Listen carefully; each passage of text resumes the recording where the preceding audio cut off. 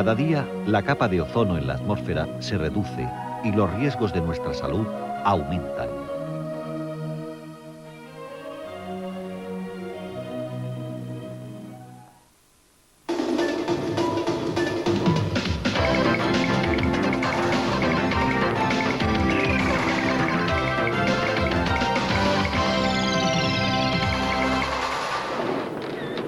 Vean a los presidentes norteamericano y ruso, George Bush y Boris Yeltsin, firmando en el Kremlin un tratado, el START II, que reduce a la tercera parte las armas nucleares estratégicas.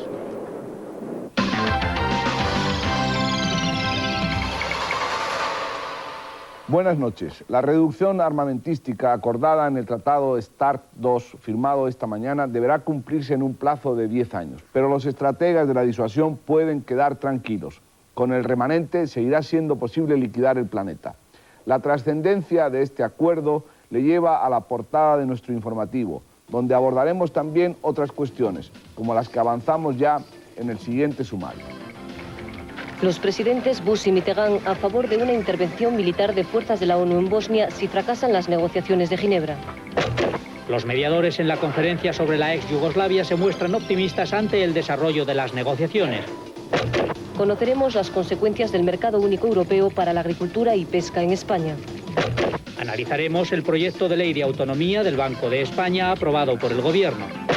Sabrán los trámites que los españoles debemos seguir para adoptar un niño. Las solemnidades de Moscú nos han devuelto por un momento a los días de la bipolaridad norteamericano-soviética. Pero basta acercarse a la escena para comprobar que se trata de una ilusión óptica. El que firma con Bush solo es una parte de la desunión soviética resultante tras la caída de Gorbachov.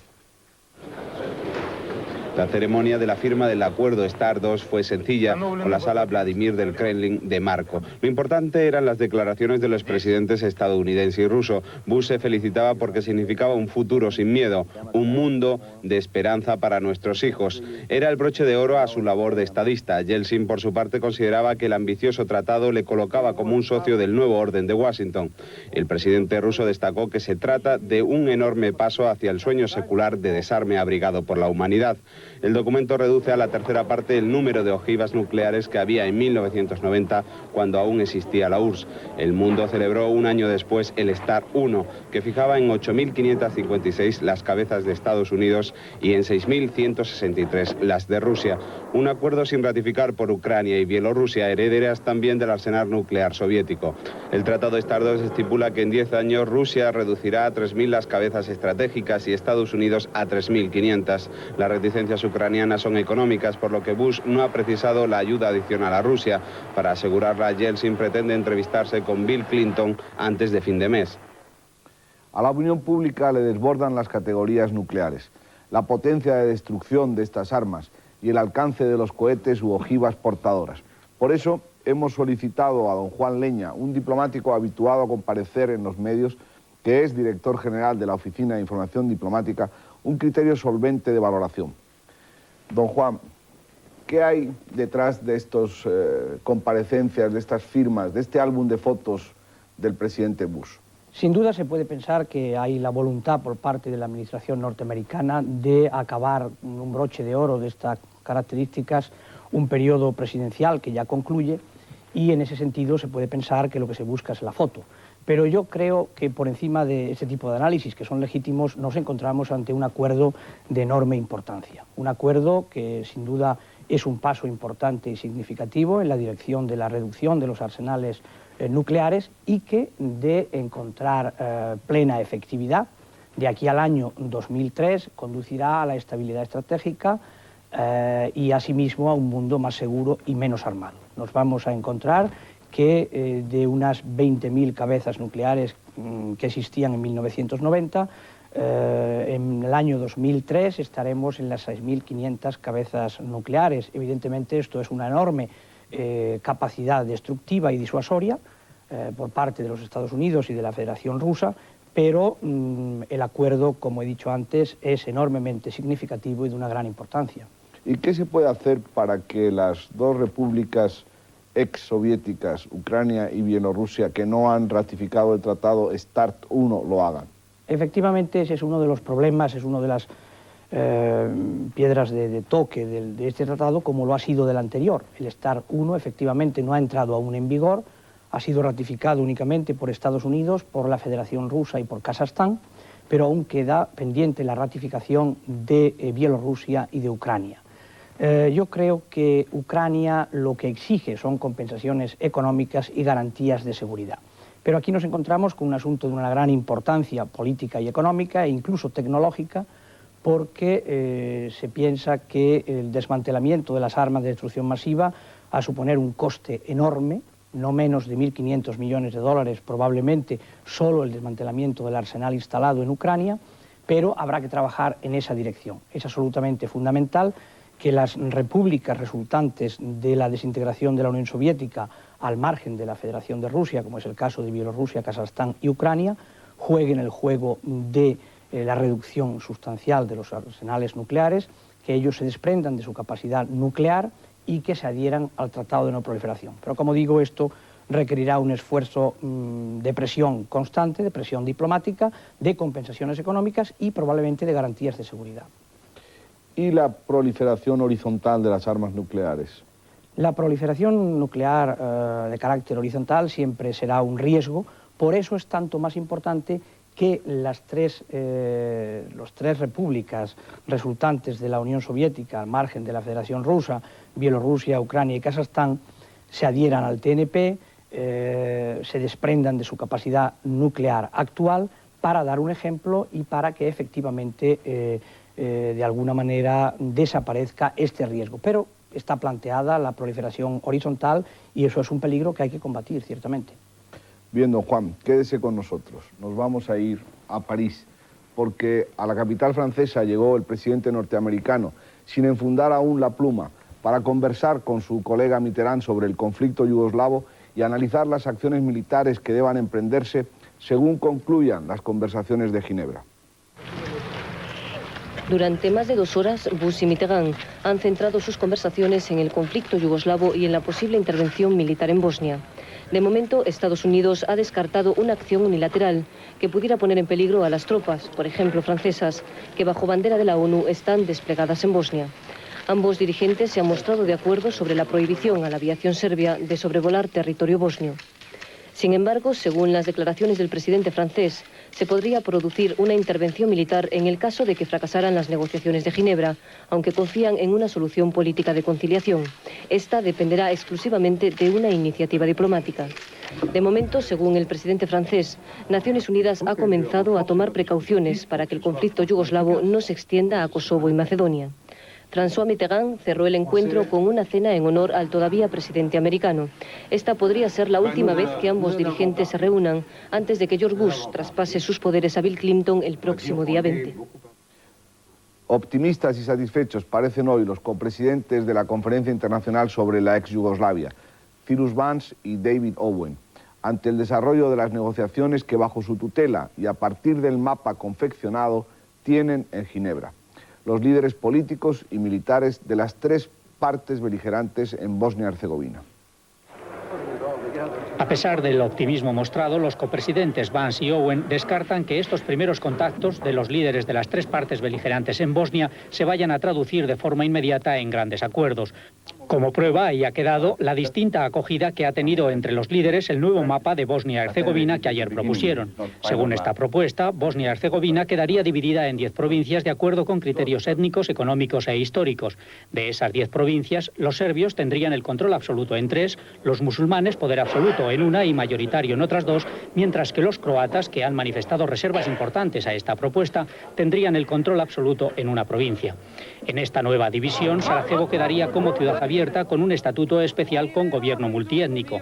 Si la oferta fuera aceptada, los serbios se verían obligados a entregar una parte del territorio conquistado. De momento, el líder de los serbios, Radovan Karadzic, no ha rechazado la propuesta y se ha limitado a reivindicar la apertura de corredores que puedan conectar entre sí las 2 provincias asignadas a esta comunidad. Por su parte, el líder musulmán, Alija Izetbegović, se ha manifestado en contra de la división, ya que, según ha señalado, no quiere dar a nadie la posibilidad de dividir Bosnia. A pesar de las divergencias, hoy se han iniciado los encuentros bilaterales. Begovic y Karachi se han visto cara a cara por primera vez desde que se inició la guerra.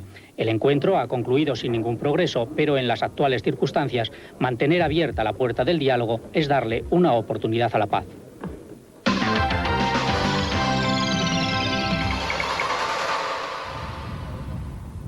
España ha quedado integrada desde el pasado viernes en la política agraria de la comunidad 3 años antes de lo previsto. Esta reducción del periodo transitorio previsto cuando la adhesión tiene sus luces y sus sombras. Igual ocurre también en materia pesquera. La potencia agroindustrial de Francia y Holanda son los grandes escollos que el campo español deberá afrontar ahora con la plena competencia. Somos agroeuropeos de pleno derecho, pero las satisfactorias perspectivas se materializarán a largo plazo. De momento, los agricultores españoles tienen aún planteados las incertidumbres del acuerdo GATT con Estados Unidos, la endémica falta de estructuras y una clara definición de la comunidad sobre el plátano de Canarias. Eventualmente queda protegido frente a la más barata importación desde América. En general, el sector hortofrutícola gana con la supresión de aduanas. Sus productores, a pesar de los temores, verán incrementados los precios en origen. Solo la fresa, el melón, el albaricoque, el tomate, la alcachofa y el melocotón sufrirán todavía limitaciones en la exportación.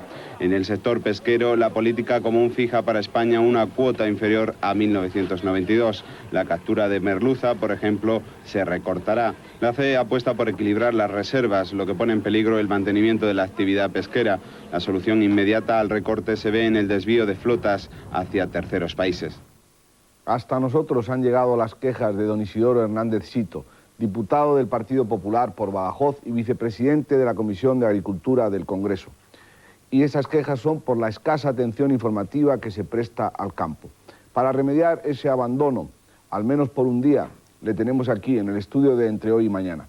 Queremos saber, don Isidoro, ¿cuáles son los 3 errores capitales que usted considera que tiene la política del gobierno?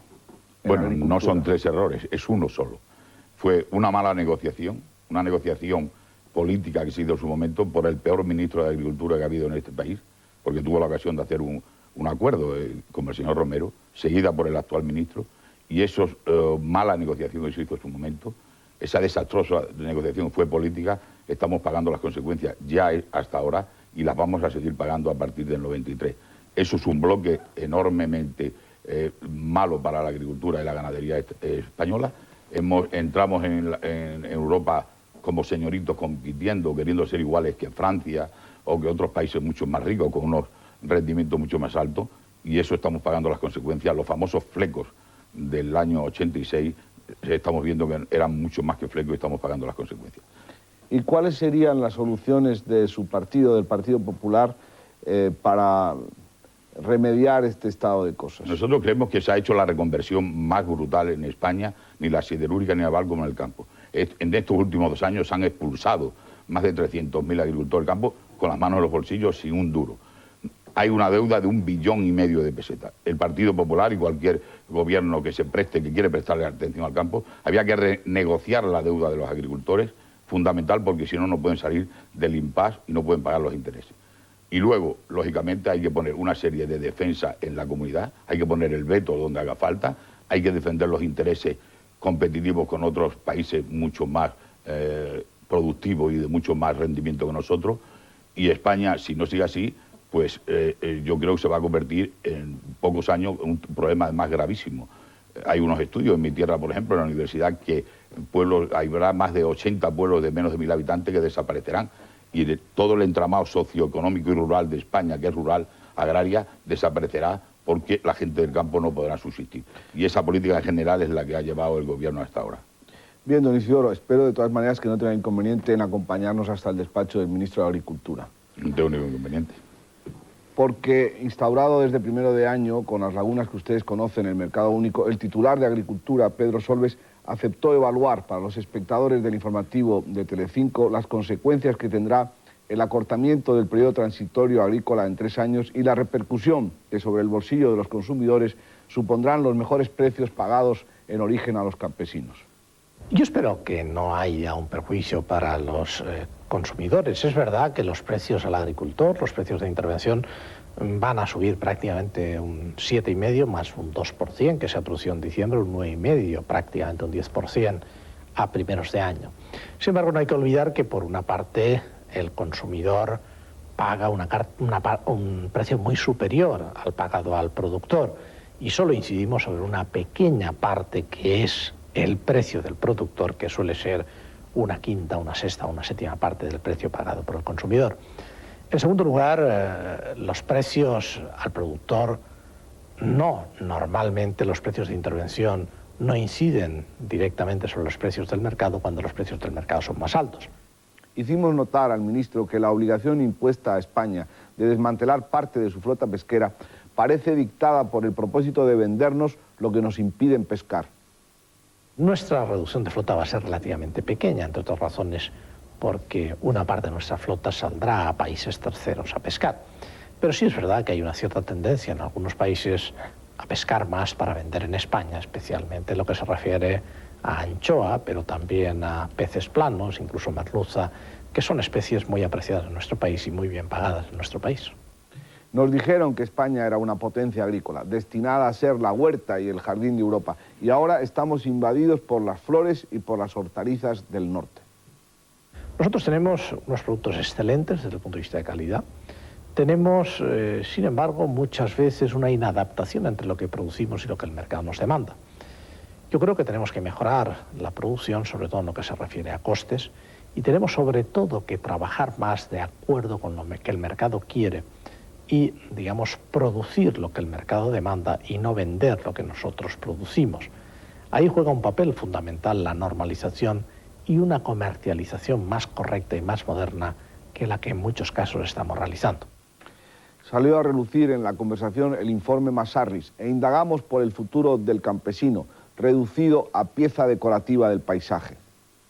Es verdad que en el documento Massarris se habla del agricultor como guardián del medio ambiente, pero el agricultor tiene una función fundamental de producir, y producir producto o bien para el consumo o bien materia prima para la industria. Es cierto, sin embargo, que donde desaparece la agricultura, también desaparece en muchos casos una razonable protección medioambiental. Y hay incluso casos en España en los que la población agrícola es muy reducida y hay que subvencionar o ayudar a que un mínimo de población quede en ciertas zonas para evitar el despoblamiento y el efecto negativo que tendría no solo desde el punto de vista de ordenación de territorio, sino incluso desde medio ambiente también. La bandera de Maastricht, es decir, la del Tratado de la Unión Europea allí firmado, sigue izada y ondeando. Y acorde con ella, en su última reunión del año pasado, el Consejo de Ministros aprobó un proyecto de ley de autonomía del Banco de España que entrará en vigor en 1994. El Banco de España será a partir del 1 de enero de 1994 el que decida la política monetaria y el que definirá sus objetivos con plena independencia del Gobierno. A partir de la entrada en vigor de esta ley, el banco no podrá financiar al Tesoro ni a otros entes públicos. Tampoco podrá permitir descubiertos en cuenta corriente ni al Estado ni a otros organismos. El control sobre sus actuaciones lo ejercerá el Parlamento. El gobernador tendrá un mandato de 6 años no renovables frente a los 4 prorrogables de la actualidad. Ni el gobernador ni su familia podrán invertir en bolsa ni en empresas relacionadas con las actividades del banco. El tipo de cambio de la peseta será competencia y responsabilidad del Ejecutivo. La política económica tendrá que ser apoyada por la autoridad monetaria, siempre y cuando ésta no perjudique la estabilidad de los precios. Estas nuevas atribuciones del Banco de España están inspiradas en estatutos de otros bancos centrales como el Bundesbank y completan un compromiso más de los adquiridos en Maastricht. ¿No le sorprende, don Carlos, que el proyecto de ley de autonomía del Banco de España haya pasado, con todo lo que representa, haya pasado tan inadvertido en los medios políticos y de información? Efectivamente, la verdad es que una cierta extrañeza sí me ha causado porque, en definitiva, este proyecto de ley viene a significar que el Banco de España deja de ser el banquero del gobierno. Y para eso es para lo que precisamente fue creado a mediados del siglo pasado, siguiendo el espíritu de aquel peculiar Banco de San Fernando, ideado para respaldar la deuda del gobierno de Fernando VII y que ya entonces creó importantes quebraderos de cabeza. En cualquier caso, esa falta de atención cabría atribuirla al cierto clima de consenso político que existe en torno a la necesidad de dotar de autonomía al banco emisor. y a la propia confianza generalizada que despierta la figura de su actual gobernador, Luis Ángel Rojo. Sin embargo, es de esperar que durante el debate parlamentario se discuta en profundidad el futuro del Banco de España, porque algunos bancos centrales tan míticos e independientes como el propio Bundesbank alemán actualmente están siendo objetos de fuerte controversia. Parece pues claro que el control de la política monetaria corresponderá al Banco de España, pero, don Carlos, ¿quién tendrá los poderes de supervisión sobre la banca privada tan agitada en estos días? Efectivamente, el proyecto de ley atribuye al Banco de España la responsabilidad prácticamente exclusiva sobre la política monetaria y, por tanto, le atribuye un fuerte protagonismo en la lucha contra la inflación. Y en lo que se refiere al control de la banca privada, que desde luego atraviesa unos momentos especialmente movidos, todo parece indicar que el Gobierno no quiere perder de vista a los bancos y a las cajas de ahorros, y su inspección se realizaría a través de la Dirección General de Política Financiera, dependiente del Ministerio de Hacienda. Con tráfico fluido y sin importantes retenciones en las vías de acceso a las grandes ciudades, se está desarrollando la operación Retorno. Las carreteras españolas, no obstante, registraron durante los 4 días del puente de Año Nuevo 44 accidentes que causaron la muerte a 60 personas. Esta es la situación que presentan algunas carreteras nacionales momentos antes de que finalice la operación Retorno de Año Nuevo. Tráfico fluido en general y más intenso en zonas del interior como consecuencia de bancos de niebla. No hay mucho tráfico, se viene bien. Que no está recargada, hay bastante tráfico, pero no sobrecargado. Hombre, encontrarlo en lo natural, pero no tapones fuertes. Durante los 4 días del puente, las carreteras españolas han registrado 44 accidentes que han costado la vida a 60 personas y heridas graves a otras 26. A pesar de que en 1992 se despidió con un balance de 656 víctimas, menos que el año anterior, durante la Navidad el número de accidentes mortales ha sido superior este año al del pasado, según datos facilitados por la Dirección General de Tráfico. La mayoría de los accidentes se han producido en trayectos cortos debido a imprudencias. Una vez más queda demostrado que el alcohol y el volante no resultan buenos aliados en la carretera.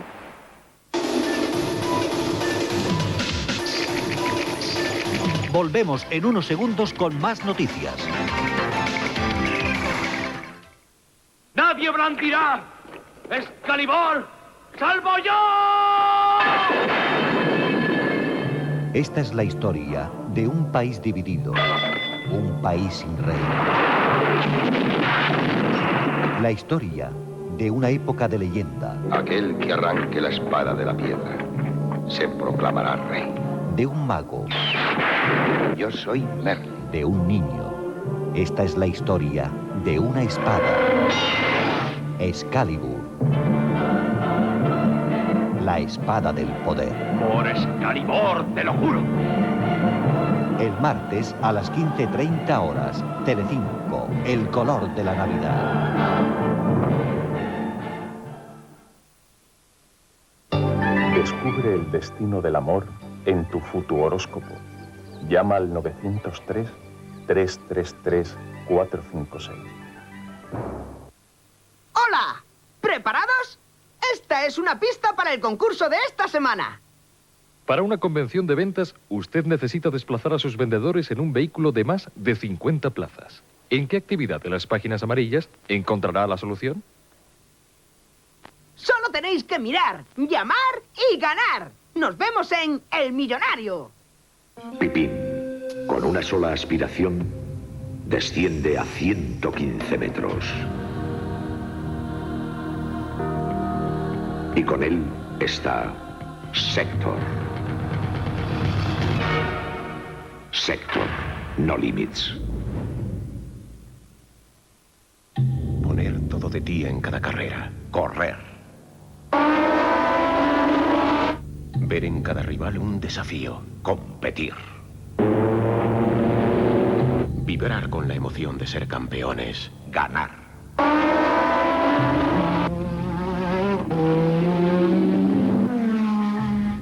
Williams Renault, campeón del mundo de Fórmula 1. Renault Fórmula 1, campeones por ti.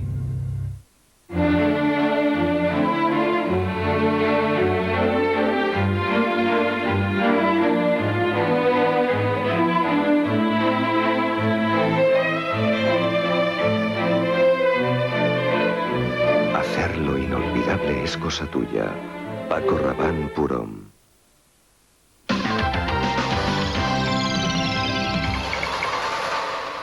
Las fiestas de estos días hacen protagonistas a los niños. El número de los abandonados crece, como el de los animales domésticos cuando llegan las vacaciones de verano.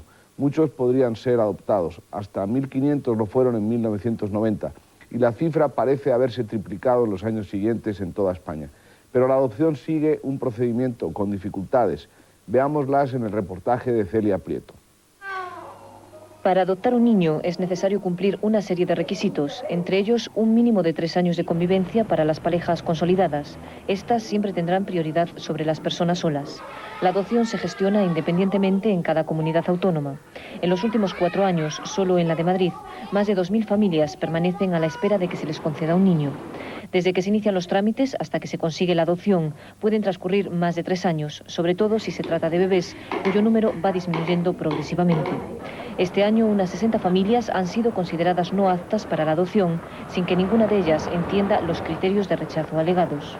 Para las asociaciones de padres adoptivos existen 2 problemas clave. No hay fiscales suficientes dedicados en exclusividad a este tema, mientras que la ley sigue protegiendo demasiado al padre biológico. A nosotros nos seleccionan con lupa para dar a estos niños una casa adecuada, cosa que me parece correctísimo, porque aquí lo que se trata es del bienestar del niño, no del bienestar de los padres adoptivos. Pero en contra, estos niños tienen unos padres biológicos que hagan lo que hagan, van a tener siempre derecho sobre el niño. El tiempo de espera para la adopción se reduce a la mitad si se trata de niños mayores y mucho más corta si son niños con alguna minusvalía. En este último caso, no todas las familias se atreven a adoptarlos, alegando principalmente motivos económicos. Otras soluciones que requieren menos tiempo de espera son la adopción internacional y el acogimiento familiar. En este último, la pareja se hace responsable de un niño, pero solo durante un tiempo determinado. La directora del Instituto Madrileño de Atención a la Infancia, Dolores Abad, puede resolver algunos de los enigmas que plantea el anterior reportaje. Doña Dolores, ¿qué crece más en España? ¿El abandono de los niños o el maltrato a los niños? Bien, el abandono tiene una tendencia a disminuir progresiva en estos últimos años. Se corresponde con lo que ha pasado en otros países en Europa, debido a la mejora de las condiciones de vida, a una mayor responsabilidad a la hora de elegir los hijos que se quieren, incluso en España, en que no haya una consideración tan negativa en relación a madres solteras, y entonces los abandonos están disminuyendo de una manera llamativa. Sin embargo, el maltrato a la infancia o situaciones de desamparo provocadas por un maltrato, yo creo que crecen, o no es que crezcan, sino que cada vez las administraciones tienen mayores niveles de recursos para detectar esas situaciones de maltrato. Y, por ejemplo, en Madrid, en el instituto que usted dirige, ¿cuántos niños hay candidatos a la adopción?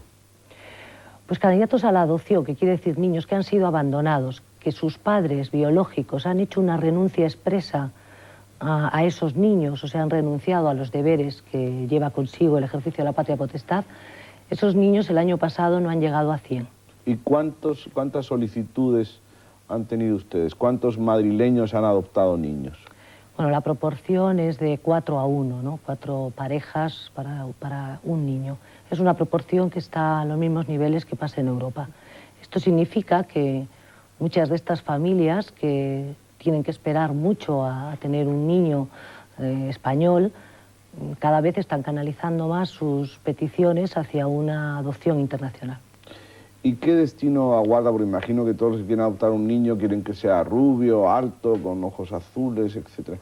Los niños disminuidos, los niños con problemas, los niños con minusvalías. Pues estos niños, desgraciadamente, tienen un futuro de un internamiento prolongado en el tiempo, ¿no? Ahí es más difícil encontrar alternativas familiares a estos menores. En cualquier caso, estos son acogimientos especiales y por suerte en la Comunidad de Madrid estamos haciendo un trabajo importante para explicar a las familias cuáles son los problemas de este niño, qué ventajas puede tener para ese niño el desarrollarse en una familia, incluso ventajas de mejora de la enfermedad que tengan o del problema que tengan. Y entonces nos sorprende, pero hay mucha gente, afortunadamente, que están dispuestos a acoger en una casa a un niño de estas características. Los que no corren esta suerte pues pasarán en un internado su vida. Pues abandonamos los niños, pero tranquilícese, es solamente para irnos a ver qué dicen las revistas que leen los mayores. En las redacciones de los semanarios Panorama y Tiempo, las cámaras de Telecinco han conocido el menú informativo que esas revistas proponen a sus lectores esta semana. Hola, buenas noches. Esta próxima semana en Panorama les vamos a enseñar cómo es el vídeo en el que los ingleses frivolizan con la imagen del rey. Y también en esta primera portada de la revista Panorama del año 93, 75 prestigiosos profesionales han elegido a las 10 profesionales más importantes de España. Paloma Osí es la mujer del año de Panorama. La portada de la revista Tiempo de esta semana está dedicada a los 10 españoles más queridos y a los 10 españoles más odiados del año que acaba de terminar. Rostros famosos y alguna sorpresa nos ha deparado esta encuesta que hemos realizado en vísperas de Nochevieja. Y bajo estos mismos focos, amigos y calurosos, el director de semanario Tribuna, don Julián Lago. Don Julián, ¿sería tan amable decirnos de qué va la portada de su revista esta semana? Pues con un juego literario, titulamos esta semana en Tribuna El botín que persigue un juez, para explicar los pormenores de los sucesos que están produciéndose en torno al Banco de Santander y a su presidente, Emilio Botín, y a la vez hacer un retrato íntimo del magistrado Miguel Moreiras, que es el que está instruyendo el sumario, así como también aportar la declaración que el banquero hizo ante el juez en su momento. Y de ese retrato del magistrado, ¿aportan ustedes alguna novedad al público? Bueno, los jueces son bastante desconocidos para el público en general.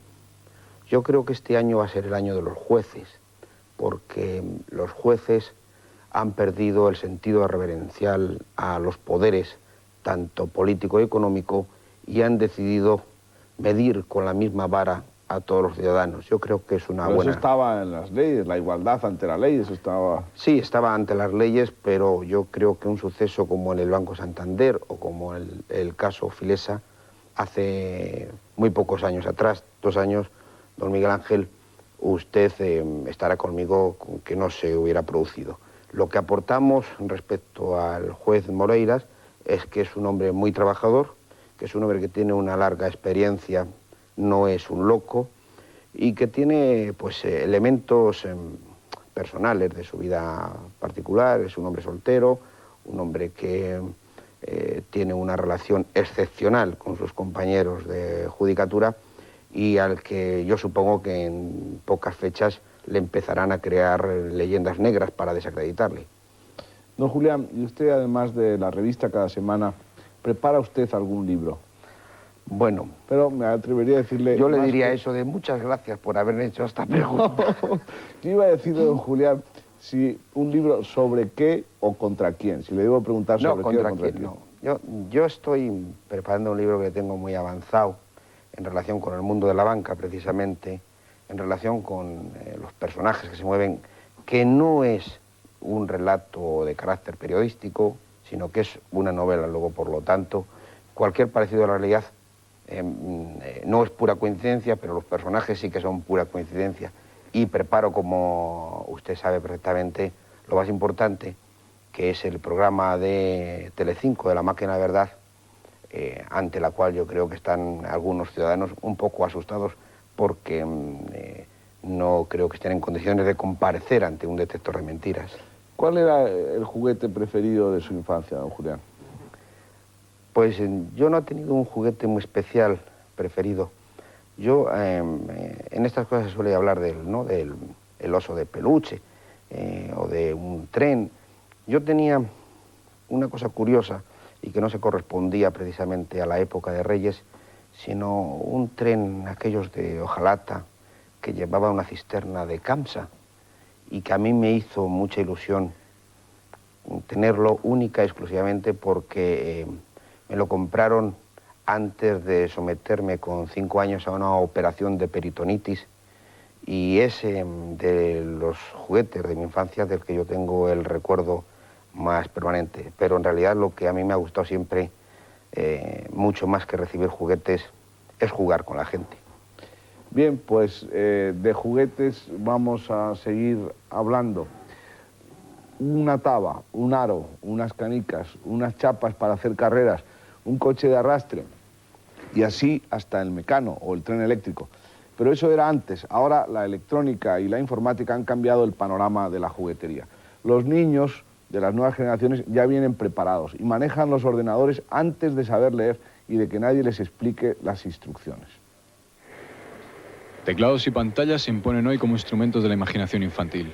Sin darnos cuenta, en los últimos años las formas de entretenimiento de los más pequeños han cambiado, fundamentalmente en las áreas urbanas. Pero ¿quién no siente nostalgia de algún juguete? Aquellos juguetes que dejaron un recuerdo imborrable de nuestra infancia. Me gustaron las comunicaciones, los trenes, los coches, las bicicletas, los triciclos, todo esto era un poco mi mundo. Pero el tren era lo que más me apasionaba. La comba y la peonza, la perinola y el aro han dejado el lugar a juegos que estimulan menos la sociabilidad, de los que aún no sabemos el impacto sobre quienes los utilizan. Y es que, habituales en una etapa principal del desarrollo humano, los despreciados juegos de niños modelan, a veces de manera decisiva, la personalidad adulta. Aunque los niños de fuerte personalidad siempre terminan por imponerse a sus juguetes. Otras experiencias y otros tipos de diversión nunca nos harán olvidar aquellos juguetes a los que entregamos tanto tiempo, con los que en un momento de nuestra niñez creímos ser felices. Recibimos un despacho de última hora de la Agencia EFE, un muerto y 2 heridos graves en la Ría de Arosa, en las poblaciones de Villagarcía y de Cambados, en un ajuste de cuentas que parece haber tenido lugar entre narcotraficantes. Uno de los heridos graves es Daniel Carballo Conde, considerado por el juez Baltasar Garzón como principal cabecilla de tramas de narcotraficantes de la Ría de Arosa. Fue detenido en aquella operación Nécara que ustedes recordarán y puesto en libertad tras pagar una fianza de 35 millones de pesetas. Toda esta información tiene base en fuentes policiales. Nos despedimos. En vísperas de la llegada de los Reyes Magos, los niños han sido también los protagonistas de un concierto celebrado en Madrid. Con ellos, convertidos en directores de orquesta sinfónica, de la Orquesta Sinfónica Amadeus, vamos a despedirnos, pero antes quiero recordarles que la información seguirá en Telecinco durante la semana al mediodía de la mano de Luis Mariñas y por la noche con Julio Fernández. Por mi parte, hasta el próximo sábado. Gracias por su atención y muy buenas noches.